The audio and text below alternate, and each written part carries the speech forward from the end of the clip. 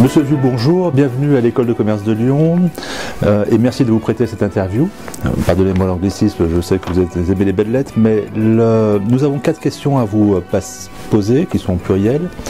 La première, c'est peut-être de vous demander de vous présenter, de présenter votre carrière de magistrat et de haut magistrat. Exceptionnel au service du justiciable, mais notamment dans notre région Rhône-Alpine et grenobloise. Je rappelle que vous étiez procureur général de la Cour d'appel de Lyon, procureur général de la Cour d'appel de Grenoble et que vous êtes haut magistrat, vous avez siégé au Conseil national supérieur de la magistrature et que à ce titre-là, votre expertise du monde judiciaire eh bien, justifie que nous vous posons ces questions-là, même si nous avons bien compris, vous avez appartenu au parquet. J'ai été substitut du procureur à Annecy pendant 6 années. Ensuite, j'ai été procureur de la République à Albertville. Je suis arrivé à Lyon en 1985 comme substitut général pour organiser le procès Barbie et ensuite être assisté le procureur général Truche pour l'accusation qui a été dirigée contre Klaus Barbie et qui a donné lieu à ce procès important en 1987 où pour la première fois la France a condamné le crime contre l'humanité.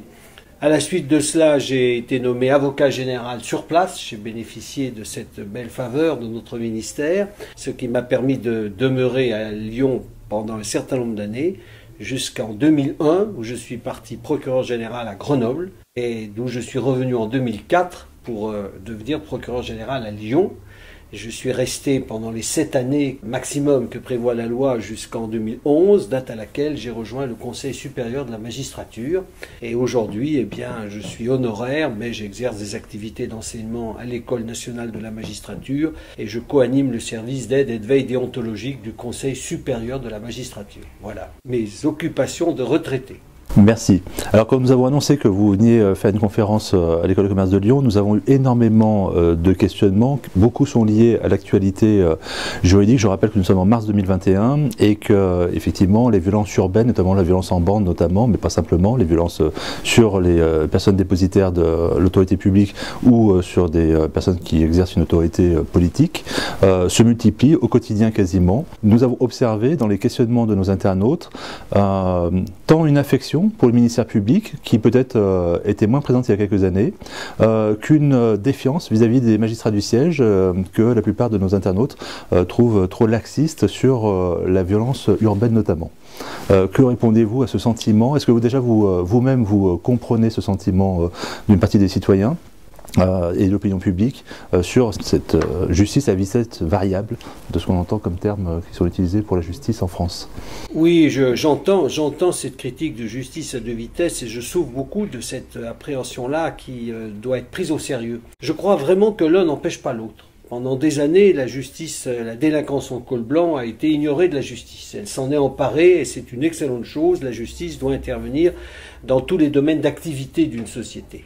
Mais il serait catastrophique que ce souci que nous portons à la délinquance en col blanc induise un moindre intérêt pour la délinquance de droit commun. Et aujourd'hui, en effet, la délinquance urbaine, la délinquance, la violence, etc., exige une réponse énergique.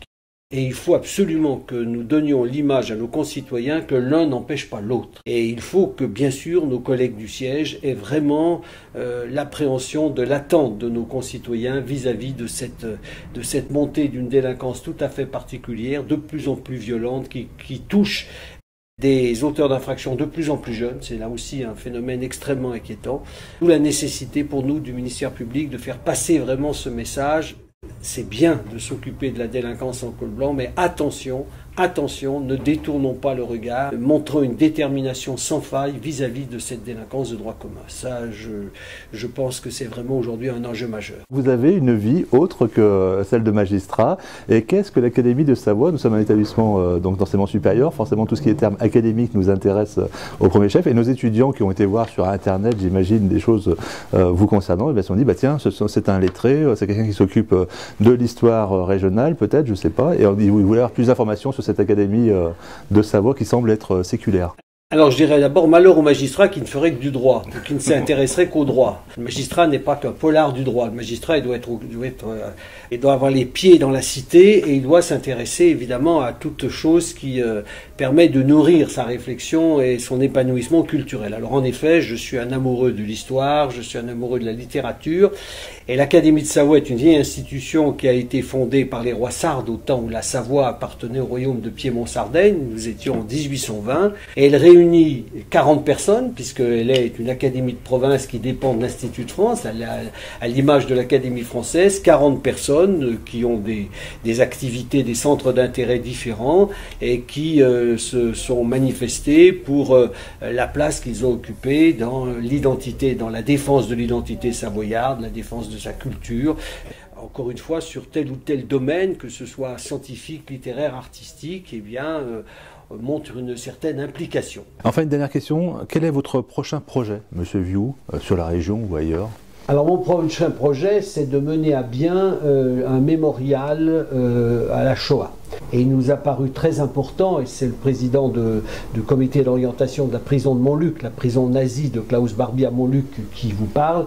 Il est important que dans la cité, il y ait un monument, un mémorial qui rappelle aux jeunes générations qui n'ont pas connu la guerre et aux générations futures ce qu'a été la Shoah, 6 millions de victimes, 1 500 000 enfants, d'où l'érection au centre de Lyon, place Carnot, à proximité de la gare de Perrache, d'où les trains sont partis vers les camps de concentration pour notre région, deux monuments qui interpellent le passant et qui viennent au fil des décennies rappeler ce qu'a été ce drame, non pas seulement pour évoquer un passé, mais surtout pour en tirer les leçons. Et par les temps qui courent, ces leçons me paraissent importantes car, comme l'a dit Brecht, le ventre est encore fécond, doit surgir la bête immonde. Le projet de mémorial, c'est pour quand? Il y a un concours international qui doit être lancé avant l'été.